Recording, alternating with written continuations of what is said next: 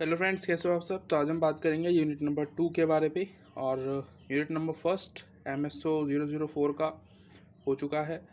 अगर आपने नहीं देखा तो पहले आप वो देखना, तब आपको ये समझ में आएगा, ठीक है। क्योंकि ये कनेक्ट करने की कोशिश करूँगा मैं यहाँ पे उस चैप्टर को। तो तभी सही रहेगा जब आप पहले चैप्टर से देखोगे और फिर आगे चलोगे। और स्किप करने वाले और जो एग्ज़ाम से 1 या 2 दिन देखने वाले जो लोग हैं वो अभी से स्किप कर जाएं, ना देखें। आपके लिए ये वीडियो नहीं बना हुआ है, ठीक है। यहाँ पे हम पढ़ेंगे समाजशास्त्र का उद्भव के बारे में। देखो, मैंने लास्ट वीडियो में बताया था आपको, इसलिए बोल रहा हूँ कि पहले वो देख के आइए, तब जाके हम बात करेंगे। ज़्यादा सही रहेगा आपके लिए, तब समझ में आएगा आपको। नहीं तो फिर आप कमेंट करोगे कि समझ में नहीं आ रहा है वगैरह वगैरह, आवाज़ नहीं आ रही है। आवाज़ भी नहीं आती है जब समझ में नहीं आता है तो, ठीक है। तो समाजशास्त्र का जो उदय है उसके बारे में बात करने वाले की जो सोशियोलॉजी है इंडिया में कैसे उद्भव हुई, उसका विकास कैसे हुआ, इंडिपेंडेंस से पहले, इंडिपेंडेंस के बाद क्या क्या प्रोसेस रहा, क्या हुआ क्या नहीं हुआ, उसके बारे में हम यहाँ पे जानेंगे। हाँ, बहुत डिटेल में तो नहीं है, पर जो फर्स्ट चैप्टर था मैंने आपको वहाँ पे इंट्रोडक्शन कराया था कुछ कुछ बातों का, तो उससे हल्का सा हम आगे चलेंगे। देखो, एक एक स्टेप बढ़ाते हैं, है ना। आप सीढ़ियाँ चढ़ते हो कभी भी तो एक स्टेप चलते हो आप, ये नहीं कि 2-3 एक बार में उलाग के चले गए आगे, आपका हो गया नहीं। हर एक सीढ़ी को कंटिन्यूसली आपको पार करना है, आराम आराम से चलना है, ताकि आपको दिक्कत भी ना हो, आप थके भी ना, और बहुत ही लंबी दूरी तक आप जा पाएँ। तो यहाँ पे हम समाजशास्त्र का जो उद्भव है उससे एक स्टेप आगे चलेंगे कि भाई इंडिया में सोशियोलॉजी कैसे आई, उसके बारे में बात कर रहे हैं। हमने पहले चैप्टर में करा था बात, और फिर यहाँ पे थोड़ा सा और आगे करेंगे। यह आपको जो इंट्रोडक्शन है ये पहले से इंट्रोड्यूस कराएगा कि हमने फर्स्ट यूनिट में क्या क्या पढ़ा। तो कह रहा है कि पिछली इकाई में भारत में सामाजिक पृष्ठभूमि और समाजशास्त्र का उदय में अपने आपने सीखा कि भारत में समाजशास्त्र विषय के उदय और विकास पर पाश्चात्य समाजशास्त्र का प्रभाव पड़ा।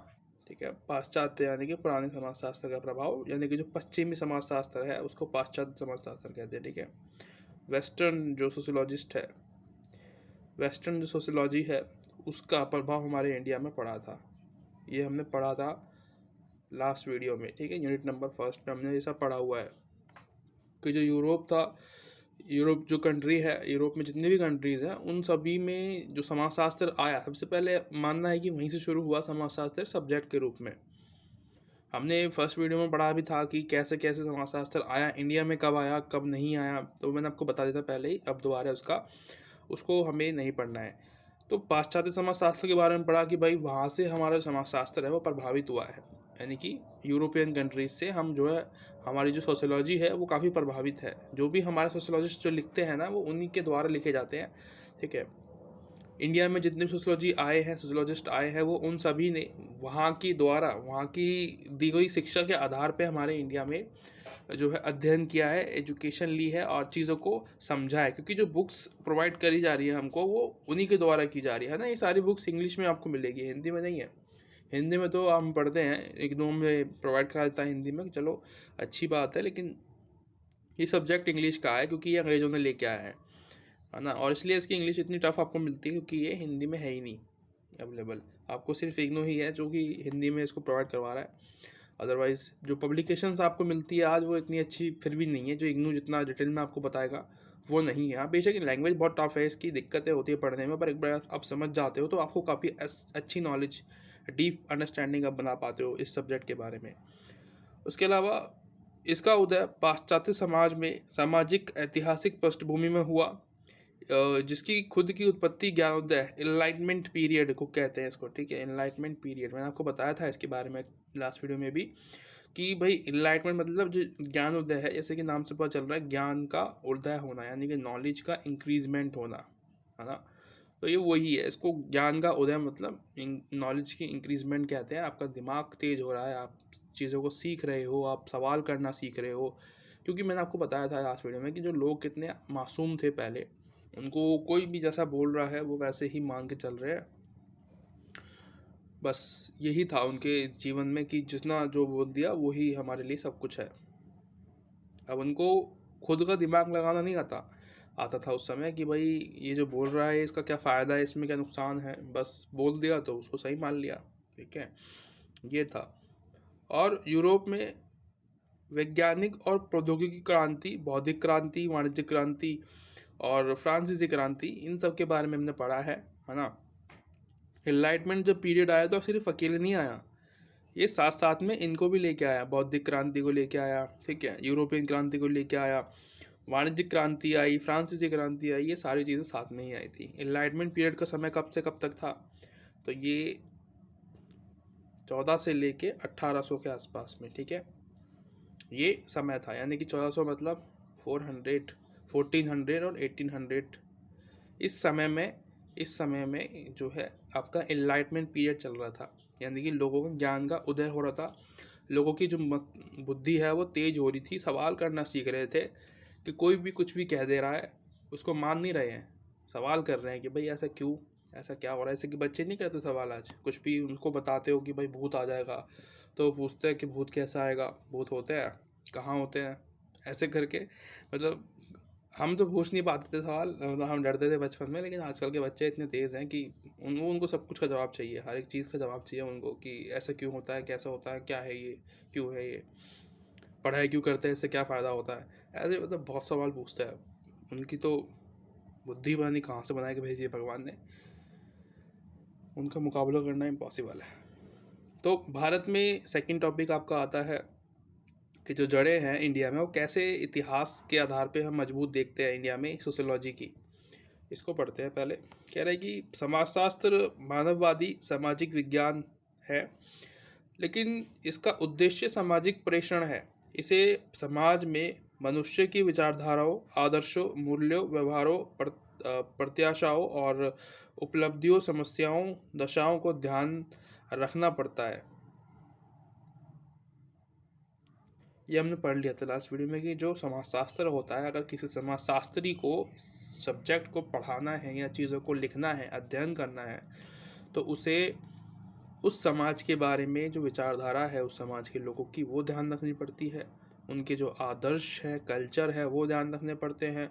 उनके जो वैल्यूज़ हैं, जो मूल्य हैं, वो देखना पड़ता है। उनका व्यवहार, प्रत्याशाएँ और उपलब्धियों, समस्याओं, दशाओं का ध्यान रख के चीज़ों को समझना होता है, उसका अध्ययन करना होता है। सिर्फ एक ही चीज़ को पकड़ के हम नहीं कर सकते चीज़ों को। हाँ, विषय बेसिक एक हो सकता है कि भाई किस विषय पे हम बात करने वाले हैं। सोशियोलॉजी में विषय यही होता है कि भाई समाज कैसा है, इसको जानना। अभी आप अब आपको कोई बोला जाए कि भाई आपको स्टडी करनी है एक समाज की, जो कि जनजाति समुदाय है, उसकी आपको स्टडी करनी है, तो आप स्टडी करने जाओगे, लेकिन आपको बताया नहीं गया कि आपको स्टडी क्या करनी है ना। कि भाई कोई पर्टिकुलर टॉपिक है, आपको पढ़ने के लिए दिया गया है, पढ़ाने के लिए दिया गया है, या स्टडी करने के लिए दिया गया है, लेकिन आपको पता नहीं है कि कौन सा टॉपिक है। लेकिन जो सोशियोलॉजी है ना, वो यही है। सोशियोलॉजी में आपको कोई बताएगा नहीं कि क्या टॉपिक है, आपको एक समाज के बारे में बताया गया है कि भाई ये समाज है, इसके बारे में आपको स्टडी करना है और एक थीसिस रेडी करनी है, यानी कि आपको एक अपनी रिसर्च बनानी है उसके ऊपर, ताकि लोग आपको पढ़े उस समाज के बारे में। तो आपको उसको इंटरेस्टिंग भी कराना पड़ेगा, लोगों के बारे में जो इन्फॉर्मेशन है वो आपको बतानी पड़ेगी कि भाई इनका इतिहास ऐसा है, ये जो जनजाति समुदाय है ये आज से नहीं है, बहुत पुराना है, इनकी जो आर्थिक स्थिति है वो कैसी है, धार्मिक आस्था कैसी है, कैसी पूजा करते हैं, कैसे रहते हैं, शादी कैसे करते हैं, बहुत सारी चीज़ें होती है ना। ये सारी चीज़ें हमें याद रखनी होती है जब हम एक समाजशास्त्री के रूप में हम बन के आते हैं, है ना। जब आप एक पीएचडी कर लोगे सोशियोलॉजी के अंदर, तो आप समाजशास्त्री बन जाओगे, है ना। समाजशास्त्री बनने से मेरा मतलब है कि जब आप सोशियोलॉजिस्ट हो जाते हो, ठीक है, वो आपको एक इन्फॉर्मेशन है सब्जेक्ट के बारे में, लेकिन जब आप रिसर्च करते हो, पीएचडी करने से पहले जो रिसर्च की जाती है ना, वो इम्पॉर्टेंट होती है। आपको पता होना चाहिए कि भाई मैं किस समाज में गया हूँ, तो वहाँ पे आपको स्टडी करनी होती है बैठ के कि भाई, या फिर आप अपने आसपास में देखते हो कि हमारे लोग कैसे हैं, उनके बारे में लिखना, पढ़ना, बताना, ये सारी चीज़ें समाजशास्त्र के अंदर आती है। मैं एक्सप्लेन नहीं कर सकता, इतना बड़ा जो है ये टॉपिक है आपका समाजशास्त्र। लेकिन इस विषय पर चर्चा करने का हमारा उद्देश्य इस तथ्य को प्रकट करना है कि समाजशास्त्र का विकास अलग अलग देशों में उनकी संस्कृति, परंपरा, ऐतिहासिक परिस्थितियों के अनुसार अलग अलग प्रकार से हुआ है। ये भी ट्रू है। अब इंडिया का देख लो, इंडिया में जो सोशियोलॉजी होती है वो एक धर्म के आधार पे हम यहाँ पे देखते हैं सोशियोलॉजी को, राइट। जब भी आप सोशियोलॉजी सुनते हो तो आपको एक शब्द याद आता है कि धर्म, वर्ण व्यवस्था, है ना। कभी भी आप पढ़ोगे तो आपको यही समझ में आएगा कि यार वर्ण व्यवस्था यानी कि सोशियोलॉजी। पर सोशियोलॉजी सिर्फ वर्ण व्यवस्था नहीं है, सोशियोलॉजी इससे भी बहुत बड़ी है। सोशियोलॉजी मैंने आपको बताया था लास्ट वीडियो में कि इकोनॉमिक्स भी आता है इसमें, इसमें आपको ज्योग्राफी भी पढ़ने को मिलता है, इसमें आपको सामाजिक जो व्यवस्था है, समस्याएं हैं, वो भी पढ़ने को मिलता है, राजनीति भी पढ़ने को मिलती है। इसके अलावा भी बहुत सब्जेक्ट है, साइंस भी आपको पढ़ने को मिलता है इसी सब्जेक्ट के अंदर। तो ये सिर्फ वर्ण व्यवस्था के ऊपर नहीं है कि भाई एक समाज जो कि शोषित था, जो कि जिसका शोषण हो रहा था, सिर्फ इतना ही नहीं है, इसकी लिमिटेशन इतनी नहीं है, बहुत ज़्यादा बड़ा है ये, इसकी कोई लिमिट ही नहीं है, ठीक है, समाजशास्त्र की। उसके अलावा कह रहा है कि भारतीय समाजशास्त्रियों ने आमतौर पर पश्चिम से ज्ञान प्राप्त किया है। ये तो सही है, रियलिटी है, क्योंकि हमारे पास जो भी इंफॉर्मेशन है, जो भी ग्रंथ है, जो भी ज्ञान है ना, वो बहुत पुराना है, और हमें ये भी नहीं पता कि वो सही है या नहीं है, और जो लैंग्वेज में वो लिखा हुआ है वो हमें समझ में भी नहीं आएंगी अभी के हिसाब से। जो लोग हैं उन्होंने संस्कृत में समझ के उसको फिर हिंदी में ट्रांसलेट किया है, लेकिन इतना वो भी नहीं लगता कि परफेक्ट हुआ होगा, वो भी उसमें भी बहुत सारी कमियां होंगी। तो हमें ना चाहते हुए भी जो शुरू में बच्चे पढ़ते हैं, जैसे कि हम लोग हैं, तो हमें अंग्रेज़ों द्वारा दी गई जो इन्फॉर्मेशन है उसी को पढ़ना पड़ता है, क्योंकि हमारी जो रियल इन्फॉर्मेशन है वो हमारे पास नहीं है अभी भी। बीच बीच में आप पढ़ते हो थोड़ा बहुत, लेकिन बहुत ज़्यादा नहीं है उसके बारे में, ठीक है। इसलिए वह पश्चिम में विकसित समाजशास्त्र की संकल्पनाओं और श्रेणियों से भलीभांति परिचित थे। उन्होंने इन संकल्पनाओं और श्रेणियों को अपनाया, उन्हें भारतीय संदर्भ में लागू किया। इस प्रकार अपनी पश्चिम के पूर्ववर्तियों की तरह उन्होंने समाजशास्त्र की विविधता को और एक गंभीर बौद्धिक विषय शास्त्र के रूप में स्थापित करने के लिए अधिक संघर्ष नहीं किया। तो यहाँ पे क्या कह रहा है, जैसे कि अंग्रेज़ों ने ये बनाया सब्जेक्ट, ठीक है, मान लीजिए अभी कि उदाहरण के लिए अंग्रेज़ों ने बना दिया सब्जेक्ट। कह रहा है कि जो अंग्रेज जब इन्होंने बना दिया सब्जेक्ट, तो इंडियंस जो सोशोलॉजिस्ट थे, इनको इस सब्जेक्ट को रिक्रिएट करने के लिए बहुत ही आसान हुआ, यानी कि दोबारा इंडिया के हिसाब से ढालने में सब्जेक्ट को। क्योंकि देखो जो एग्जाम्पल्स, ये देखो ब्रिटिशर्स ने बनाया है, या अंग्रेज जो है, ब्रिटिशर्स, जर्मन्स, इन लोगों ने बनाया है, यूरोपियंस ने। तो उन्होंने जो बनाया है, जो एग्जाम्पल्स वहाँ पे लिखे गए होंगे, वो अपने देश के अकॉर्डिंग लिखे गए होंगे, है ना। उनके जहाँ पे चल रहा होता है, जो सिस्टम जैसा है वहाँ, उसके हिसाब से वो चीज़ वहाँ पे दी हुई है। लेकिन जब हम पढ़ते हैं इंडिया में, तो एग्जाम्पल जो होनी चाहिए वो इंडिया के आधार पे होनी चाहिए, है ना। तो जो थ्योरीज है, जो मेथड है, वो तो उन्होंने पहले तैयार कर रखे हैं अंग्रेजों ने। लेकिन हमने जो क्या किया, हमारे यहाँ पे जो वैज्ञानिक थे, जो समाजशास्त्री थे, इन लोगों ने कि जो एग्जाम्पल्स है बस वही अलग किए, कि भाई यहाँ के एग्जाम्पल्स उठा के सोशोलॉजी में डाल दिए, बस इतना किया। उसके अलावा और कुछ एक्स्ट्रा काम नहीं किया, बाकी सब कुछ जो सेम टू सेम था, बहुत ही आसान से उन्होंने सब चीज़ें को कवर कर लिया। यहाँ पे ये कह रहा है ऐसा, ठीक है, मैं नहीं कह रहा, ये कह रहा है। तो यही आपको लिखना पड़ेगा एग्जाम में, इसके अलावा आपके पास कोई चारा नहीं है। हाँ, आप अपना विचार लिख सकते हो बाद में निष्कर्ष में, वो एक अलग चीज़ है। पर जब आपसे क्वेश्चन पूछ जाएगा इस बारे में, तो आपको ये लिखना पड़ेगा कि भाई इंडिया में समाजशास्त्र कैसे आया, है ना। तो उसके लिए आपको ये लिखना पड़ेगा। फिर एट द एंड जब निष्कर्ष लिखते हैं, हम कंक्लूजन लिखते हैं, तब आप लिख सकते हो कि भाई ये भी गलत हो, ये गलत हो सकता है। इंडिया में भी बहुत सारे ऐसे साक्ष्य मिले हैं, ग्रंथ मिले हैं और किताबें मिली है, जिससे कि ये पता चलता है कि हमारे इंडिया में बहुत ही पहले से, है ना, ईसा पूर्व में से ही पहले ही बहुत से समाजशास्त्रियों ने अपने जो तथ्य है वो प्रकट किए हैं, समाज को लेके, समाज की समस्याओं को लेके उनका हल निकाला है ना। हमने पढ़ा था लास्ट वीडियो में कौटिल्य के बारे में, तो वो भी एक टॉपिक हो सकता है आपके लिए इम्पोर्टेंट, कौटिल्य।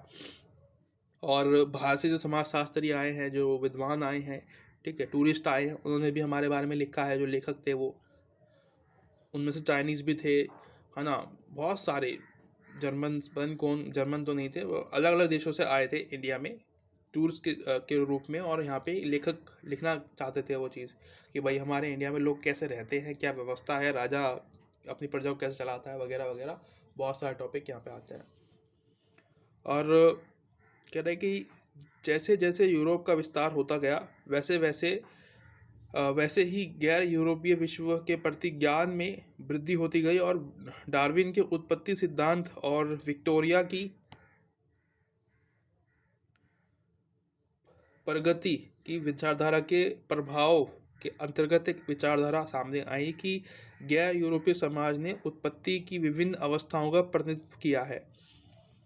जैसे जिसे परिवेश में भारत में समाजशास्त्र और इसकी शाखा मानव विज्ञान का विकास हुआ, वह व्यापक रूप से पिछले 3-4 शताब्दियों में विश्व के यूरोप के विस्तार का ही परिणाम था।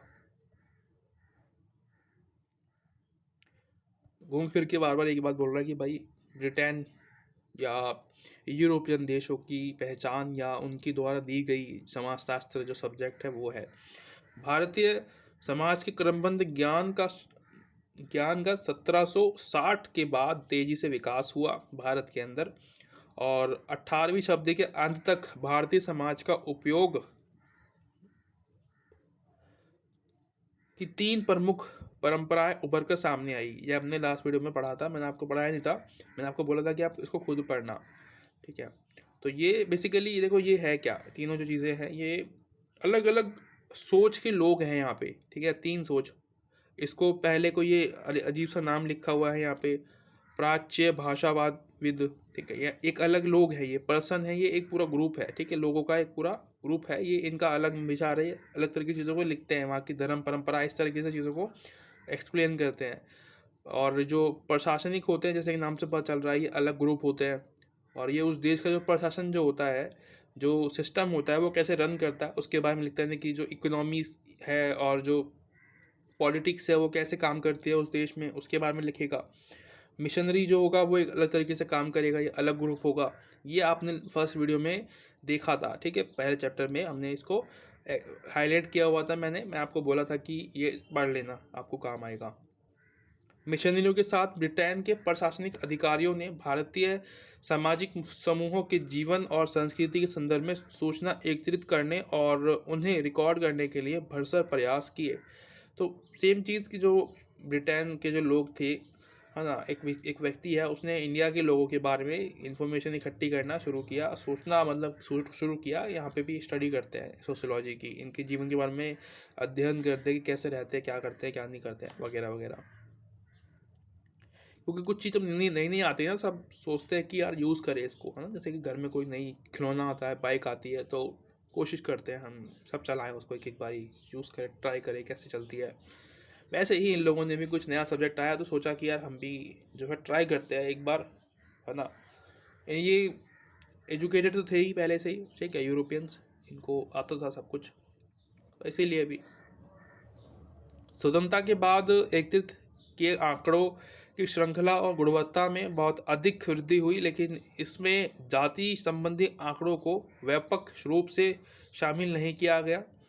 कहने का मतलब कि उतार चढ़ाव तो अभी भी रहे साथ में, कि हाँ बेशक यहाँ पे जनगणना हुई, ठीक है, पॉपुलेशन को गिनती किया गया कि कैसे जो है कितने लोग रहते हैं, पुरुष कितने हैं, महिला कितने हैं, बच्चे कितने हैं, जाति के आधार पे भी की गई। लेकिन वही है ना, जब कोई चीज़ पहली बार होती है ना तो वो इतनी अच्छे से नहीं हो पाती है, कहीं ना कहीं कुछ ना कुछ छूट जाता है। तो यहाँ पे भी सेम वही हुआ। हाँ, शुरुआत तो हो गई, है ना, शुरुआत होना इंपॉर्टेंट है। बेशक काम सही से ना हो, लेकिन शुरुआत हो गई तो फिर अगली बार बंदा और अच्छे से काम करेगा, है ना।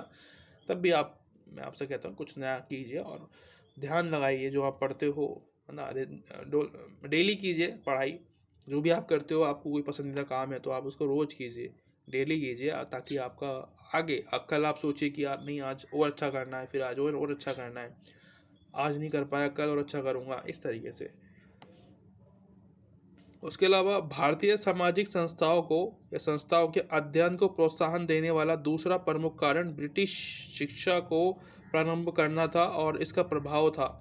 इसने भारतीय बौद्धिक समाज के बीच संवेदनशीलता का विकास और राम मोहन राय, ईश्वर चंद्र विद्यासागर आदि समाज सुधारकों जैसे अनेक सामाजिक परिवर्तनों लाने वाले ताकतों को सक्रिय किया। तभी और सती प्रथा, बाल विवाह, निरक्षरता, गरीबी, हिंदू धर्म की कुरीतियों का अंत किया। देखो, जागरूकता मैंने आपको बताया था, इनलाइटमेंट पीरियड का फ़र्क यही मिला, इंडिया में बाद में आया। क्योंकि देखो अभी आपको इन्फॉर्मेशन बड़ी आसानी से मिल जाती है, आपके पास न्यूज़पेपर्स हैं, टेलीफोन है, टेलीफोन कह रहा हूँ, मोबाइल है, स्मार्टफोन है, इंटरनेट है उसके अंदर। तो कहीं ना कहीं से आपको ये जानकारी मिल जाती है कि कौन सी कंट्री में क्या बहुत ही बड़ा चल रहा है ना।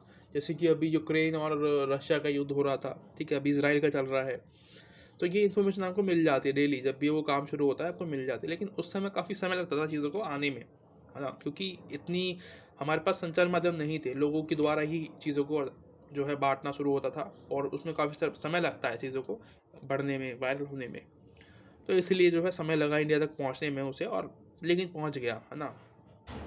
एनलाइटमेंट पीरियड आ गया, और ब्रिटेन वाले जो लोग थे, क्योंकि ये लोग हमारे देश में आए थे, पहले भी आए थे लोग, लेकिन इन लोगों ने यहाँ पे चीज़ों को फैलाया, और ज्ञान जो है ये बढ़ा लोगों का, जिसके बाद आपको मिलने का देखने को कि जो बड़े बड़े नाम हैं, है ना, जैसे राजा राम मोहन राय है, ईश्वर चंद्र विद्यासागर है, ये समाज सुधारक के रूप में सामने आए, जिन्होंने सती प्रथा, बाल विवाह, है ना, ये जो गलत गलत चीज़ें थी इनको ख़त्म किया, क्योंकि ये जागरूक हो गए थे, सवाल करना शुरू कर दिया इन लोगों ने कि ये क्यों हो रहा है, इन लोगों को क्यों मार रहे, जिंदा आदमी को जला रहे हो आप, और छोटी बच्ची है जो 10 साल की है उसकी शादी कर दे रहे हैं। तो ये जो है चीज़ें थी बहुत ज़्यादा बेकार थी। तो ये जागरूकता वाला समय जो है एनलाइटमेंट पीरियड इसी को कह रहे हैं, इसीलिए कह रहे हैं। पेशे के रूप में समाजशास्त्र की वृद्धि और विकास, ये सेम यानी कि प्रोफेशन के रूप में आप जो है, जैसे कि आप अभी पढ़ रहे हो, है ना, अगर आप कामयाब नहीं हो पाते हो अपने काम में, जो भी आप करना चाहते हो पढ़ के, आपको एक सोशोलॉजिस्ट बनना है या आपको एक प्रोफेसर बनना है, स्कूल में टीचर बनना है, ये हो सकता है। लेकिन अगर वो विफल हो गया तब, है ना, ये तो प्रोफेशन तुमने आपको बताया, लेकिन अगर विफल हो गए उसके बाद भी तो कुछ करते हो ना, तो वो ही हम जो है यहाँ पे देखते हैं, जैसे कि ट्यूशन खोल लिया आपने, वहाँ पे पढ़ा रहे हो बच्चों को कि यार मुझे आता है, तो कोई बात नहीं, कुछ तो इनकम होगी ना, तो प्रोफेशन के रूप में इसको खोलना शुरू किया। और गवर्नमेंट ने क्या किया कि बहुत सारी जॉब्स निकाली इसके लिए, है ना, विश्वविद्यालयों में, स्कूलों में, विश्वविद्यालयों में। पहले सबसे पहले मैंने आपको बताया था लास्ट वीडियो में कि मुंबई में सबसे पहले ये देखने को मिला हमें, यहाँ पे पढ़ोगे आप, इंडिपेंडेंस के बाद समाजशास्त्र इंडिया में। विभिन्न विश्वविद्यालयों ने शुरू में समाजशास्त्र और मानव विज्ञान को अर्थशास्त्र, सामाजिक दार्शनिकता जैसे विभागों के साथ शुरू किया गया था। यानी कि समाजशास्त्र एक अलग सब्जेक्ट के रूप में नहीं आया अभी भी इंडिया में, यानी कि एक निष्पक्ष, एकदम स्वतंत्र सब्जेक्ट के रूप में पढ़ाया गया हो, जो कि अभी आज होता है। लेकिन पहले ये अर्थशास्त्र यानी कि इकोनॉमी के साथ पढ़ाया जा रहा था। समाजशास्त्र जो था वो अर्थशास्त्र के साथ में 2 बुक हो गई थी, जैसे कि इकोनॉमी की बुक हो गई, एक हो गई अपनी सोशोलॉजी की, तो दोनों को साथ में स्टडी करा रहे थे जो हमारे टीचर्स थे, प्रोफेसर्स थे, ये लोग। लेकिन बाद में भारत के विभिन्न भागों में समाजशास्त्र का स्वतंत्र विभाग खोले गए, है ना, एक अलग अलग, यानी कि सिर्फ सोशोलॉजी के लिए ही एक अलग स्कूल, कॉलेज, विश्वविद्यालय ये खोले गए, ताकि वहाँ पे उनको पढ़ाया जा सके।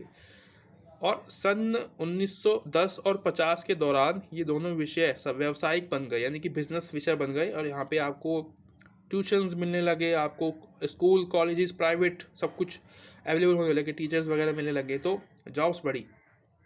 लेकिन इस चरण में भी समाजशास्त्र को आधे दर्जन से ज़्यादा विश्वविद्यालयों में नहीं पढ़ाया गया जाता था। देश में मुंबई की ही एकमात्र ऐसा केंद्र था जहां पर समाजशास्त्र और मानव विज्ञान में संतानकोत्तर शोध कार्य किया जाता था, यानी कि रिसर्च वगैरह यहाँ पे थी। पूरा मतलब कह सकते हैं कि पीएचडी यहाँ पे आप कर सकते थे सिर्फ मुंबई में, इंडिया में। सिर्फ एक आधा दर्जन यानी कि 6 ही विश्वविद्यालय थे जहाँ पे, स्कूल्स, विश्वविद्यालय जो भी मान लो, जहाँ पे आपको सोशियोलॉजी मिलती थी। बहुत ही लिमिटेड था वो सब। लेकिन जैसे जैसे इसकी लोकप्रियता बढ़ी, अन्य विश्वविद्यालयों में इसकी स्वीकार्यता में वृद्धि होने लगी। धीरे धीरे प्रत्येक स्तर पर शिक्षा की बढ़ती मांग के कारण विश्वविद्यालयों, कॉलेजों में ज़्यादा से ज़्यादा समाजशास्त्र को और मानव विज्ञान के शिक्षकों के पदों को या पदों की मांग बढ़ती गई। सेम मैंने आपको बता दिया कि भाई डिमांड बढ़ती है तो जॉब्स मिल जाती हैं, अच्छी अपॉर्चुनिटी मिलती है।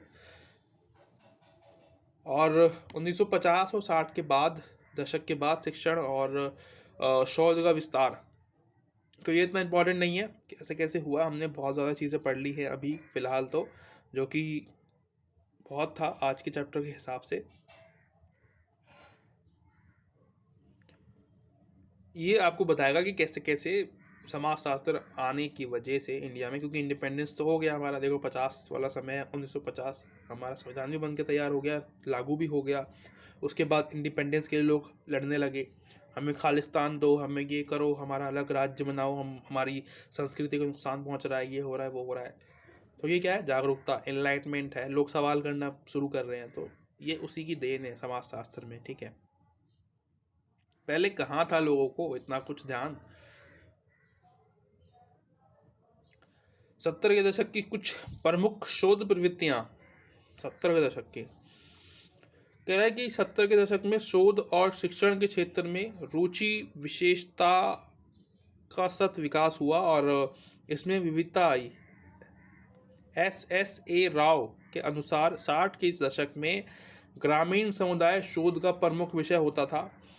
ग्रामीण समुदाय यानी कि जब हम बात करते हैं 1960 से पहले का जो दौर था, उसमें जो हम सोशोलॉजी पढ़ते थे या फिर अध्ययन करते थे या उनके बारे में स्टडी करते थे या पढ़ाते थे, तो क्या बात करी जाती थी? सिर्फ ग्रामीण समुदायों के बारे में कि भाई गांव में जा रहे हैं, शहर नहीं वहाँ पे ध्यान में आ रहा है लोगों को कि भाई शहर भी होता है या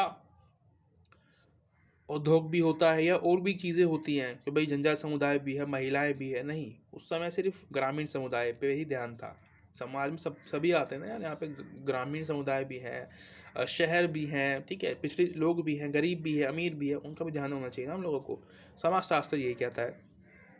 और कह रहे हैं कि लेकिन बाद में जो है और टॉपिक्स निकल के आए सामने, जैसे कि भूमि सुधार पे बात होने लगी समाजशास्त्र के अंदर, कृषि पे बात होने लगी, कृषि श्रमिक में बात होने लगी, अनुसूचित जाति ST SC इन लोगों के बारे में बात होने लगी, महिलाओं के बारे में बात होने लगी। तो ये टॉपिक का विस्तार होने लगा, ठीक है। शुरू में बहुत ही तेज़ी से हुआ। 70 के दशक को 3 वर्षों में या शीर्षकों में विभाजित किया जा सकता है। पहला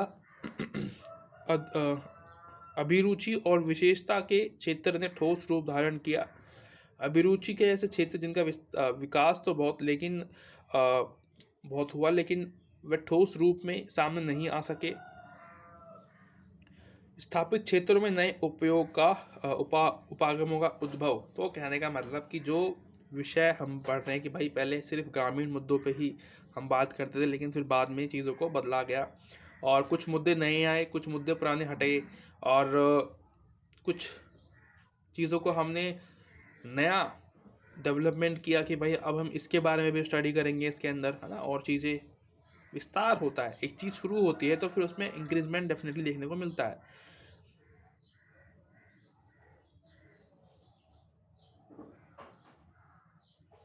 ये क्या कह रहा है कि समाजशास्त्र में अभिरुचि के 3 अन्य क्षेत्र जिन्होंने 70 के दशक में मूर्त रूप धारण किया, वे थे औद्योगिक समाजशास्त्र, शहरी समाजशास्त्र, सामाजिक समाजशास्त्र, स्तरीकरण, ठीक है।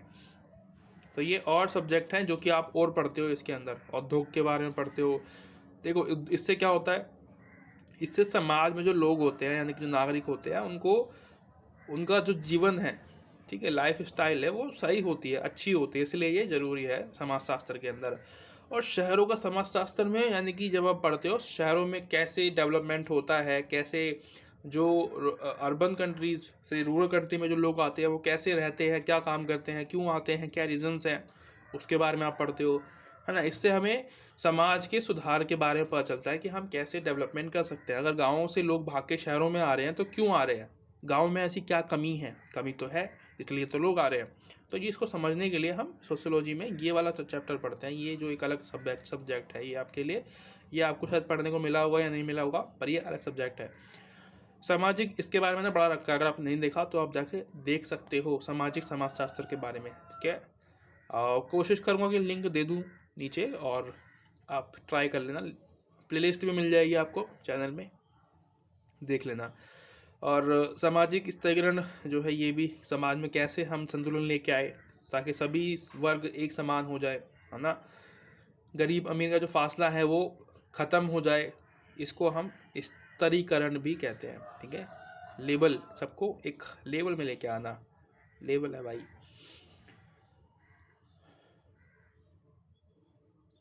तो आशा करता हूँ ये वीडियो आपको पसंद आई होगी, कुछ ना कुछ सीखने को मिला होगा। इसी के साथ ख़त्म करते हैं इस वीडियो को, मिलते हैं अगली वीडियो में। तब तक के लिए thank you so much, bye bye, tata, see you.